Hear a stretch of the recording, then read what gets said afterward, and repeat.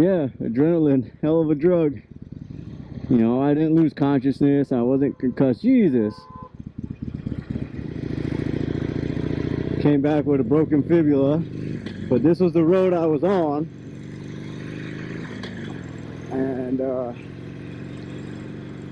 yeah, I get discharged and hit my boss up, told him I wouldn't be going into work.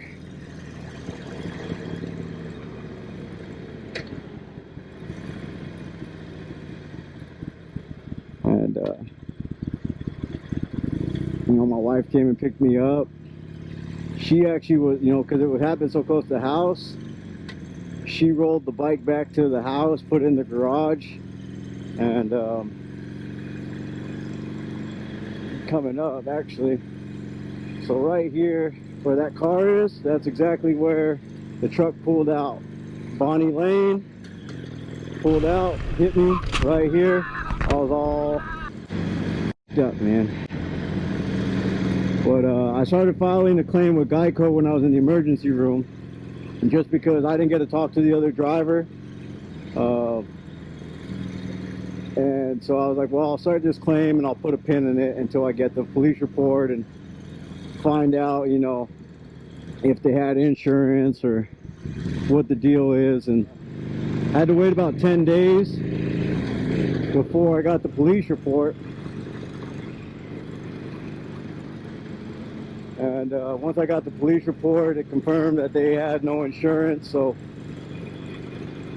I proceeded with my insurance. You know, I was getting ready to build a case. I took pictures of everything, documented everything. Was documenting how, you know, my whole recovery. And when I found that out, I was like, well, you know, I'm not going to go after those guys. I didn't need to go after those guys. You know, I'm going to use my uninsured motorist policy, my uninsured motorist benefit, and take care of whatever I can take care of that way. For all I know, you know, those guys are working hard, sending money back home, you know, taking care of their family. Like, I'm not going to put that on my conscience. I have insurance for that reason. I have, you know, nothing to gain from that. And my uninsured bodily injury policy was 15 grand, and I got lucky in the sense that, like, my out-of-pocket maximum for my health insurance was like $6,500. So Geico actually paid me out that full 15.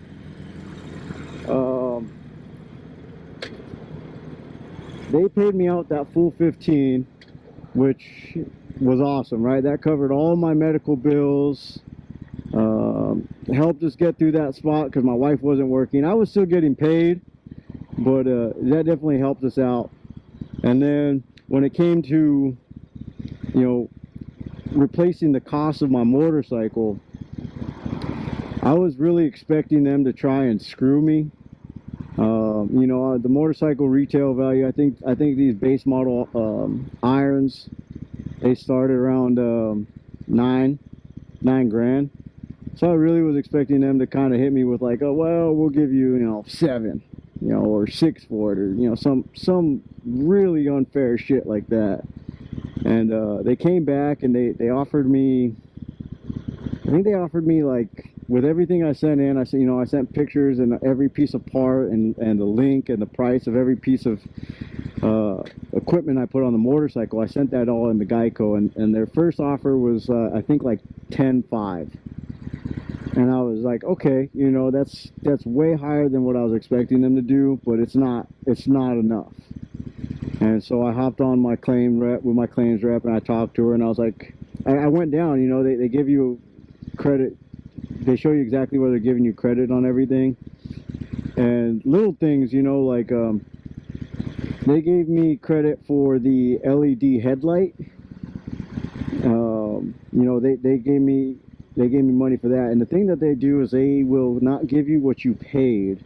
They'll give you like a depreciated value. So like that headlight, I think I had spent, is a LED because the stock halogen sucks. And that LED I spent, I think, $50 on. and they gave me 45 for it. What up, dude? And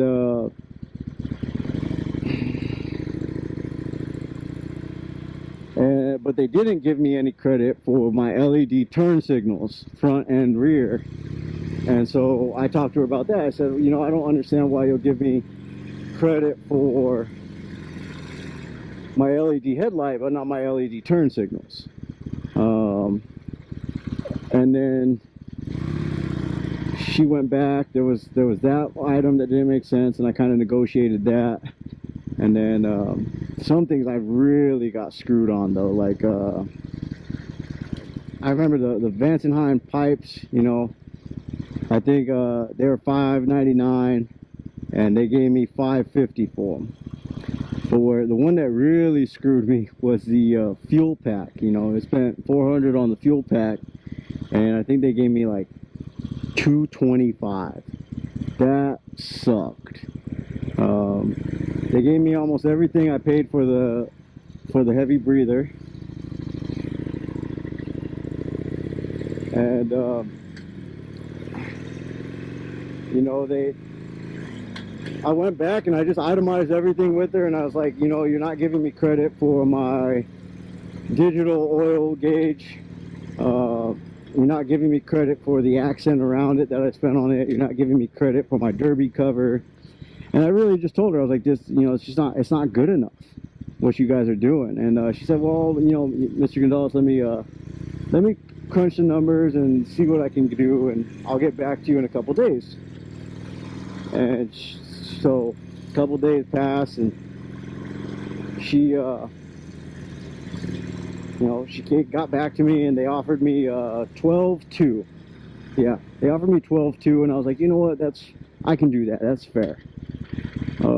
So I accepted that offer, and both that and my bodily insurance, they paid out in minutes. I had to do a DocuSign over the email, and then literally within minutes it was deposited into my bank account. And so that was super easy. That was really awesome. And then I also, like, you get, you know, I got $500 in riding gear, so that was separate from my motorcycle, and that was to replace my helmet, you know, my pants. But they ended up giving me $580 for everything, which is fine. I got a Harley-Davidson modular helmet. I can't remember the model. I love it. It's really comfortable, and I went and replaced that right away, and that was only like $250, you know. And the pants that they gave me money for, they're the Under Armour tactical pants, mostly for hiking. I got them from work. I got those for free, so that was the extra $80 that I was able to pocket. And we had all that money, and I was just like, you know, I really don't want to get a motorcycle just now, right now. They just canceled the season. We really didn't know what to expect. You know, are they going to furlough or cut some departments or sports? So I was like, I'm just going to hold on to this money and just see how it all shakes out with this year and everything going on. And during that whole time, I was contemplating, you know, buying the salvage motorcycle of mine back if it was the right price. If I could get the right price for it, I was going to buy that back and just build it, you know, and build it over time, build it back to what I wanted it to be, maybe convert it to a soft tail. And so the salvage price was way too high for what I wanted to spend. I think they wanted like $3 grand for it. I was like, yeah, I'm not going to do that. But at that point, I was like, well, what I could do is I could look at some older irons, you know, maybe like a 2012, and see if I can buy that, and I could cruise one of those around, you know. And I love the irons, especially here in California. And so I started cruising around, and I found an all-black 2012 iron 883 in Los Alamos, New Mexico, and it was a cream puff, man. It was like $4,500. It only had like 4,000 miles on it. It was garage kept, and then I'm from New Mexico, so I was like, you know, I could wire my pop the money and he can go up there and get it and just hold on to it until I can set up shipping. And so I hopped on the phone and talked to him about it, and I guess he hopped on Craigslist and he literally found the same iron I had, you know, this rawhide denim color, and it was actually in Santa Fe, which is my hometown where my dad lives, and it was literally like a mile away from his house. So I called the dude up and I was like, hey, you know, I'm interested in it, I want to set up a meeting. So I did that. My pop went and checked it out. My pop wrote it. He FaceTimed me around it. We, you know, I did a virtual look around and kind of was like, I want it. But you tell me, Pop, you're the one that test rode it. You're the one that felt it out. You see it in living color. So, you know, what do you think? He's like, it's a clean bike, and it only had 1,700 miles on it. They had just done the 1,000-mile, you know, break-in service. And so I was like, damn, so it has 1,000 miles less than my bike had on it. I don't have to pay for that big break-in service. And they wanted 7.3 for it. And so I was like, shit. All right, let me talk to, you know, the missus, see what she says. And I told her, and I was like, you know, we could buy this thing outright, not have a monthly payment at all. And I just start over as far as the customization and making this bike what I want it to be. And she was all for it, you know. And so we've got her approval, and we pulled the trigger on it. Yeah, went to uship.com, put the price I wanted to pay on, and somebody finally accepted the bid, and it came out here Saturday. And like I said, you know, battery was a little dead. It was super dusty, but I cleaned it up. Got the tires on, aired up, and this was my first ride since the accident. And I was a little nervous, a little excited, a little, you know, it was fun though, man. I'm glad I bought the motorcycle. I'm glad I'm back riding again. If you like this video, give it a thumbs up, hit that subscribe button.